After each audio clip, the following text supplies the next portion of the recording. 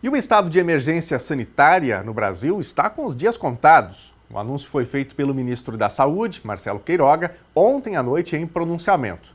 Nós vamos conversar ao vivo agora com a Thelma Tomás para entender o que essa decisão representa em termos de enfrentamento da Covid. Thelma, boa tarde. O que significa isso? É um bom sinal esse anúncio feito pelo ministro em cadeia nacional de rádio e TV ontem? Boa tarde. Boa tarde, Daniel. Boa tarde para ti que nos acompanha em casa. Tem dois lados essa decisão, né? O ministro fundamentou, então, esse ato que já havia sido ventilado pelo Ministério da Saúde em março, essa intenção de reduzir, então, o status de estado de emergência no Brasil. Ele ontem oficializou, afirmando que existem embasamentos científicos e técnicos aí que garantem uma segurança maior para o brasileiro.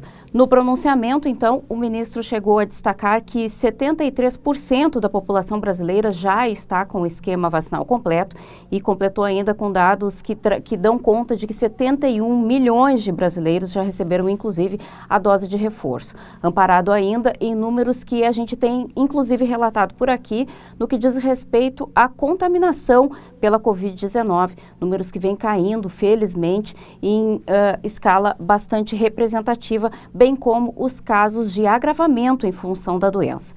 Essa decisão vem fundamentada, então, nesses dois pilares, reforçado ainda com palavras do ministro, que daqui a pouco a gente vai conferir um trecho aí do pronunciamento dele, dizendo que o SUS é uma arma muito eficaz no combate a esta pandemia. Falou sobre a capacidade de atendimento do Sistema Único de Saúde, as estratégias que foram adotadas durante o enfrentamento, que permitiram, então, que muitos brasileiros conseguissem superar a doença, quer seja a doença de uma forma mais leve ou uma forma mais grave, com as internações, muitos sobreviveram à Covid-19, infelizmente nem todos, mas também destacou a referência no sistema de vacinação. O SUS é uma referência mundial nessa estratégia de imunização da sua população. A gente separou então um trecho da manifestação do ministro que foi veiculada em rede nacional na noite de ontem. Graças à melhora do cenário epidemiológico, a ampla cobertura vacinal da população e a capacidade de assistência do SUS, temos hoje condições de anunciar o fim da emergência de saúde pública de importância nacional, a SPIN. Nos próximos dias, será editado um ato normativo disciplinando essa decisão. Esta medida, no entanto, não significa o fim da Covid-19. Continuaremos a conviver com o vírus. O Ministério da Saúde permanece vigilante e preparado para adotar todas as ações necessárias para garantir a saúde dos brasileiros, em total respeito à Constituição Federal.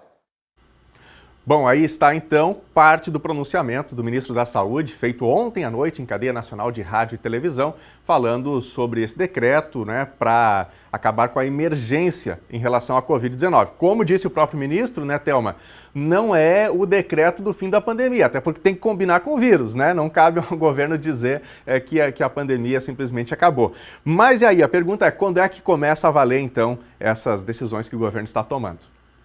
Pois é, Daniel, essa conversa com o vírus ainda não aconteceu e, inclusive, não aconteceu também com a OMS, que segue mantendo a mesma posição sobre o caos que nós estamos vivendo, ainda entende que a pandemia de Covid-19 é uma emergência de saúde internacional. O ministro, portanto, toma uma decisão baseada, então, em legislação que ampara os países para decidirem em que condições estão as contaminações dentro do seu território e de que forma vão manter o enfrentamento ao vírus, no caso a Covid-19, essa doença aí que a gente vem lutando há 2 anos pelo menos. A decisão deve ser publicada, esse ato normativo, né, essa portaria deve ser publicada até quarta-feira. A partir da decisão é que os estados e municípios vão poder, então, se organizar e saber de que forma será normatizada essa decisão que foi manifestada pelo ministro Marcelo Queiroga, mas sem grandes detalhes. O que a gente entende com o fim dessa decisão, com a decisão de não manter, o estado de emergência, então, sanitária no Brasil, o que determina, então, algumas mudanças mudanças, principalmente na gestão administrativa da saúde. Com a normativa publicada, questões como contratações emergenciais de profissionais, compra de insumos em caráter emergencial sem licitação e algumas outras ferramentas que são utilizadas pelos gestores de saúde para facilitar o acesso ao tratamento e até o combate à doença, perdem o valor, né? Perdem a sua efetividade.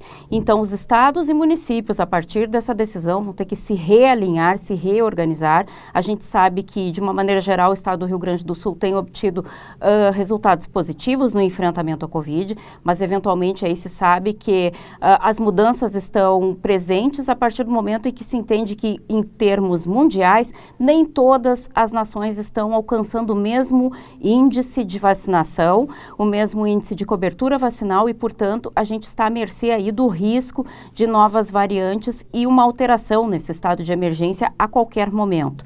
Uma das mudanças que pode vir a partir dessa decisão publicada pelo Ministério da Saúde é o fim da obrigatoriedade de apresentação de passaporte vacinal, por exemplo, os cuidados que são agora impostos nos aeroportos e questões até de transporte público, transporte coletivo, colocando então a toda a população de uma certa forma a um risco maior. Lembrando então que ao final desse pronunciamento que a gente mostrou aí, o ministro fala que a Covid não acabou. Cabe aí uma decisão de bom senso, inclusive da comunidade brasileira de uma maneira geral, de manter os cuidados, uma vez que a gente sabe da nossa situação em território brasileiro, mas está sujeito a ações de imigrantes e até visitantes de outros países que não estejam na mesma condição em que nós estamos. Acredito que em breve a gente vai ter manifestações aí de autoridades de saúde tentando normatizar isso de uma maneira mais longa. O decreto, essa portaria, melhor dizendo, de fim do estado de emergência, prevê uma possibilidade de transição de 30 a 90 dias, o período, então, que as autoridades sanitárias terão um tempo para se adequar, né, Daniel Nunes? Até lá, a gente fica confiando que esses indicadores sigam caindo, que o número de vacinados aumente. A gente sabe que existe aí um hiato muito grande entre aquela primeira leva de pessoas que correu para os postos para se vacinar e o que a gente tem visto agora. Parece que deu uma parada, e essa mesma parada contrapõe aí com os casos de Covid e com os casos de agravamento e internações. Mas não quer dizer que está tudo bem, né? Significa que a gente precisa ainda manter esse alerta e não custa buscar vacinação, afinal de contas é a nossa única arma no enfrentamento a esse vírus que tem nos deixado de castigo há pelo menos 2 anos. É verdade, Thelma, é essa questão, né? A gente conseguiu conquistar bons números, fruto de vacinação, fruto de muito cuidado da população até este momento, agora já tendo essas flexibilizações todas, liberação do uso da máscara, né? Ou seja, aos pouquinhos a gente vai ficando mais confortável com a pandemia por conta dos números que estão caindo. Mas, como você destacou, nós não vivemos isoladamente no mundo. Tem países que têm baixa vacinação, tem a chance de novas variantes, então todo cuidado é pouco, né? Ou seja, vamos celebrar, mas até ali, esse fim da pandemia, né? Obrigado, Thelma, pelas informações. Ótima tarde para você. Obrigada, boa tarde para todo mundo, então.